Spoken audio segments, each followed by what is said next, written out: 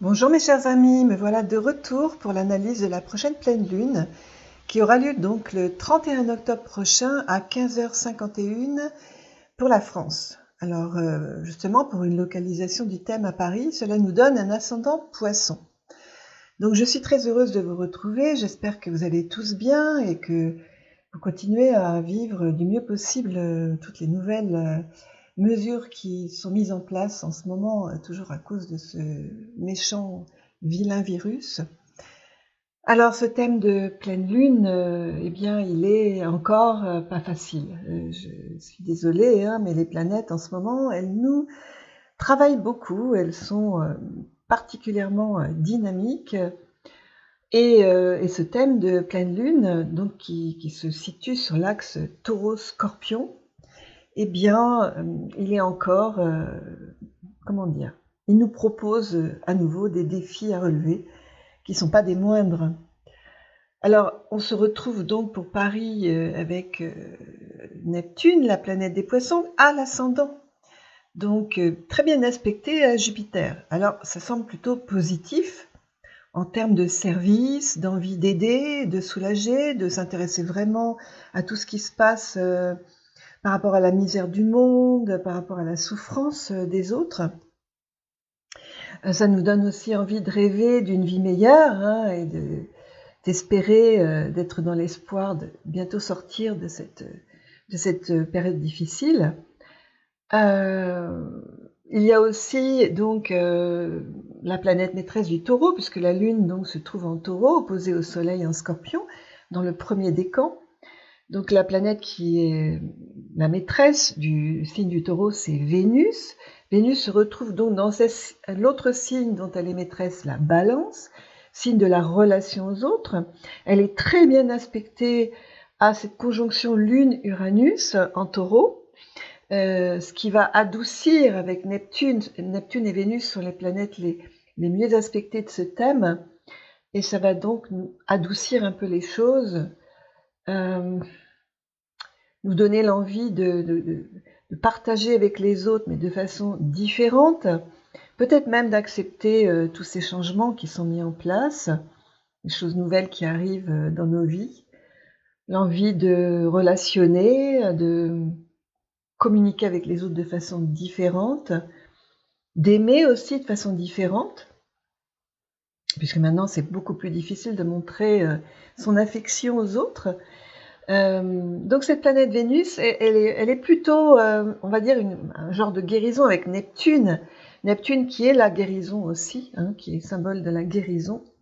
Je rappelle que Vénus, c'est la planète de l'amour, des sentiments, de la relation à tout ce qui est matériel, au corps, à notre corps, comment dire, la relation aux autres aussi, au partage. Et Neptune, c'est la planète donc, qui maîtrise les poissons, le signe des poissons. Et donc Neptune, on dit que c'est l'octave supérieure de Vénus, c'est-à-dire que Vénus nous permet d'aimer sur un plan concret, matériel, terrestre, on va dire, et Neptune, c'est cette planète qui nous permet d'aimer de façon beaucoup plus, comment dire, d'avoir de la compassion, d'aimer de façon beaucoup plus inconditionnelle, voilà, avec détachement. Donc,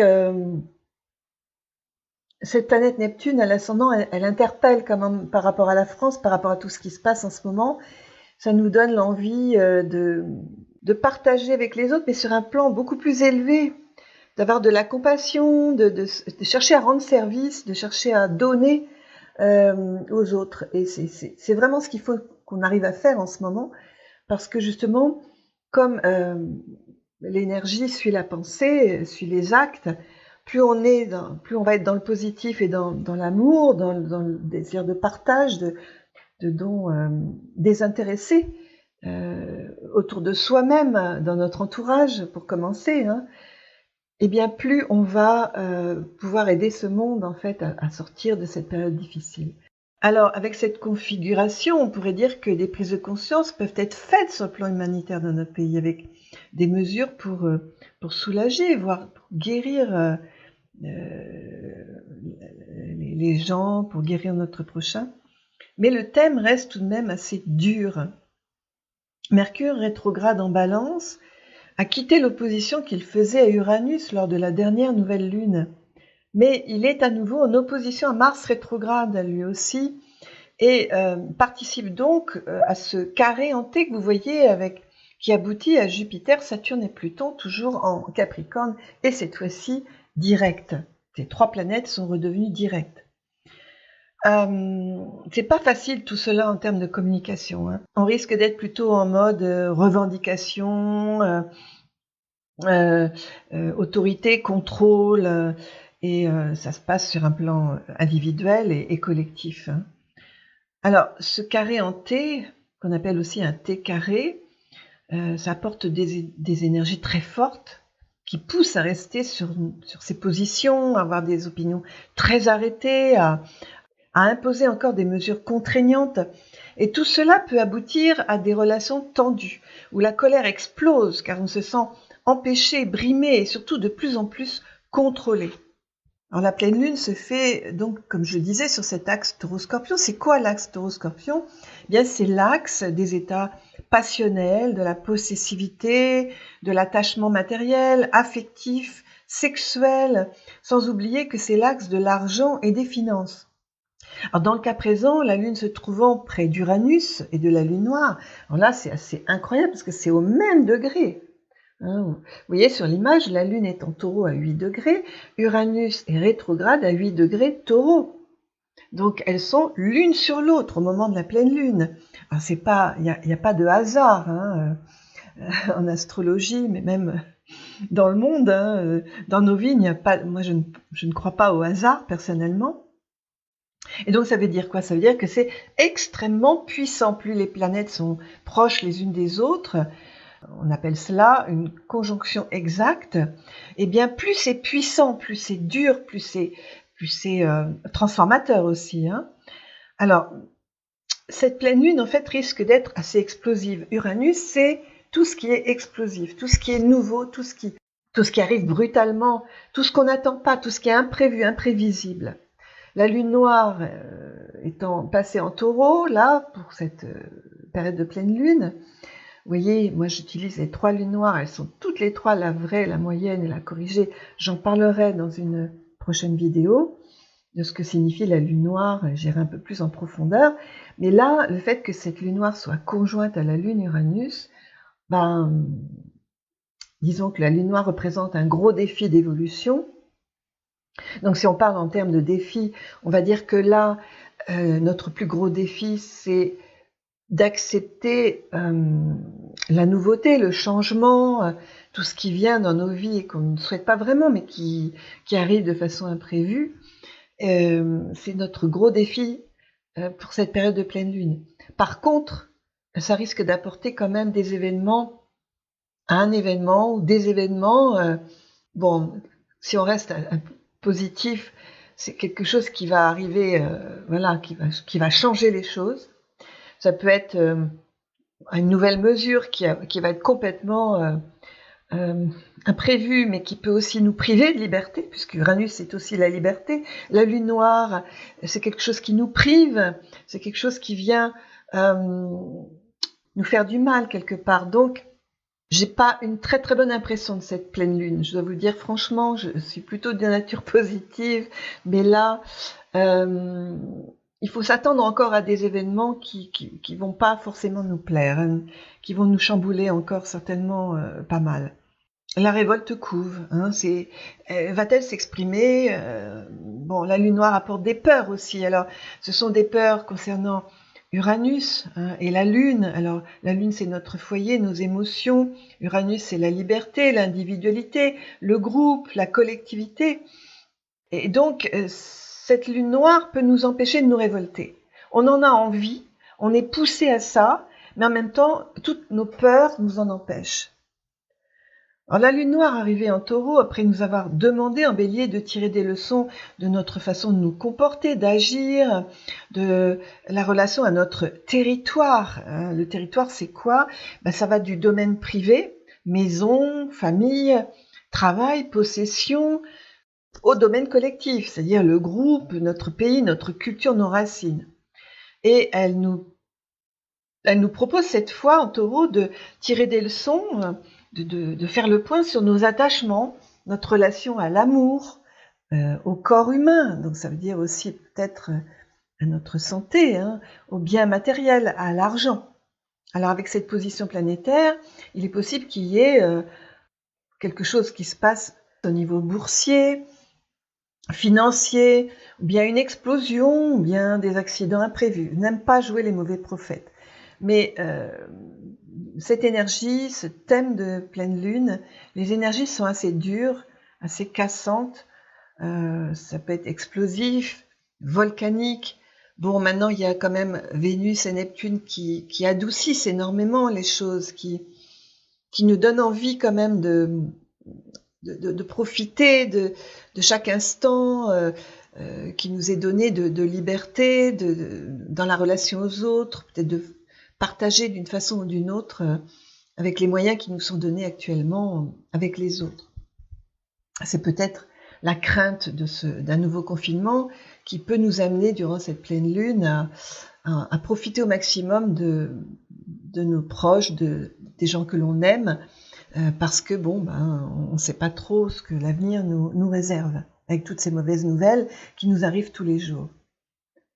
Alors j'ai l'impression que ce qui nous empêche d'évoluer dans ce thème de pleine lune, c'est ce carré de Mercure à Jupiter. Alors, Mercure et Jupiter, ce sont les 2 maîtres de l'axe des nœuds lunaires. Alors je rappelle que l'axe des nœuds lunaires dans le thème natal nous montre d'où nous venons et vers quoi nous devons nous diriger. Ce que nous devons développer pour évoluer, pour progresser, pour grandir.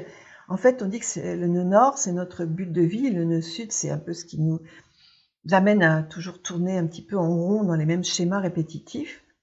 Quelque chose qui viendrait du passé, de nos mémoires transgénérationnelles, de quelque chose avec lequel, d'une énergie avec laquelle on serait venu sur Terre et qui nous plomberait un peu, qui nous ramènerait toujours un peu vers le bas. Alors que pour s'élever, il faut développer toutes les qualités de ce signe dans lequel se trouve le nœud nord. Alors actuellement, et depuis le mois de mai, le nœud nord est en Gémeaux et nous montre une direction à suivre. Et notre but évolutif passe par ce signe des Gémeaux. Et les Gémeaux, c'est la communication, c'est tout ce qui nous amène à bouger, à voyager, à nous déplacer. Et ça nous montre donc qu'il faut aussi lâcher toute l'énergie du dessus dans Sagittaire qui peut nous retenir. Alors c'est quoi? Qu'est-ce que ça signifie en fait? Eh bien le nœud nord nous propose, nous demande aussi de nous adapter, de nous assouplir, d'échanger, de bouger. Alors ça tombe mal dans cette période, puisqu'on est un petit peu, c'est un peu difficile, mais il y a certainement quelque chose qui peut nous aider à évoluer, c'est les échanges, la communication. Ça c'est très important. Et le nœud sud en Sagittaire, lui, il nous propose de lâcher tout ce qui nous encombre, notamment nos idées toutes faites, nos a priori, nos croyances, nos principes. Nous propose de sortir de l'autorité et du contrôle, alors dans nos propres vies, bien évidemment, mais aussi sur un plan plus collectif. Ce carré de Mercure à Jupiter, donc ces deux planètes maîtresses du Gémeaux pour Mercure et du Sagittaire pour Jupiter, nous montre donc que nous communiquons mal, que nous nous imposons trop d'obligations, que nous voulons peut-être continuer à penser de façon stéréotypée, que cela nous empêche de faire bouger les choses. Alors il faut le prendre sur un plan individuel, c'est-à-dire s'interroger dans nos propres comportements individuels, dans nos propres vies par rapport à ce carré entre Mercure et Jupiter, surtout si on l'a soi-même dans notre propre thème natal ou un aspect difficile entre ces deux planètes dans notre thème natal, c'est-à-dire qu'on y est reconfronté durant cette période. Y être reconfronté, ça veut dire faire le point, s'analyser, et puis surtout changer de comportement. Bien sûr, quand je dis que nous communiquons mal, ça peut concerner aussi les médias, les autorités qui communiquent mal avec nous, qui nous maintiennent certainement dans des situations que nous subissons, avec des informations peut-être qui circulent mal, avec Saturne là qui bloque, ou qui sont excessives ou destructrices avec Pluton qui accentue tout en bien comme en mal. Mais ce qui se passe dans le monde est toujours le reflet de ce que nous sommes individuellement, ça je n'arrête pas de le répéter. Donc si vous avez des planètes touchées par ce T carré entre Mercure, Jupiter, Saturne, Pluton et Mars, nul doute que vous aurez ce travail à faire sur vous-même qui consiste en la maîtrise de la colère verbale, dans le fait de s'exprimer en restant posé, calme, de ne pas chercher à imposer ses idées, ses points de vue, ses principes, ses a priori. Alors vous allez être particulièrement concerné à cela durant cette période si vous êtes Balance, Capricorne, Bélier ou Cancer du 2e et 3e décan. Cette période vous demande de réfléchir sur vos comportements, sur votre parole, sur vos pensées. Mais maintenant, cette pleine lune concerne tout particulièrement, bien sûr, les taureaux et les scorpions du 1er décan, qui risquent de se sentir un peu secoués, peut-être même malmenés, bousculés dans leurs racines, dans leurs fondements, dans leurs besoins de sécurité, qui risquent d'être mis à mal. Alors, bon, il faut rester, il faut pas se précipiter en fait. Uranus amène toujours à se précipiter, à avoir des émotions un peu en dents de scie, à se laisser balloter par ses états d'âme. Donc, c'est important là durant cette période, si vous êtes concerné, par cette pleine lune, comme je disais juste avant, eh bien de rester calme, de respirer, de vous poser, peut-être de réfléchir avant de se précipiter et de faire attention à ces sautes d'humeur, en fait, qui risquent d'être assez intenses pour les taureaux, scorpions, lions et verseaux du 1er décan. Alors pour vous, mes amis taureaux, du 1er décan, l'entrée de la lune noire, si elle soulage les béliers, du 3e décan, va faire remonter des émotions du passé qui risquent de vous rendre assez émotifs, voire même très sensibles. C'est le moment de prendre conscience, peut-être, de ce qui, dans votre passé, agit encore sur vous, qui peut remonter à la surface, et qui vous empêche de trouver votre liberté, votre individualité, de rester en accord avec vous-même, en fait. Il se peut qu'avec le quinconce à Vénus, que vous ayez l'impression d'être rejeté, mal aimé, ou bien confronté à cette peur de la séparation et de la rupture.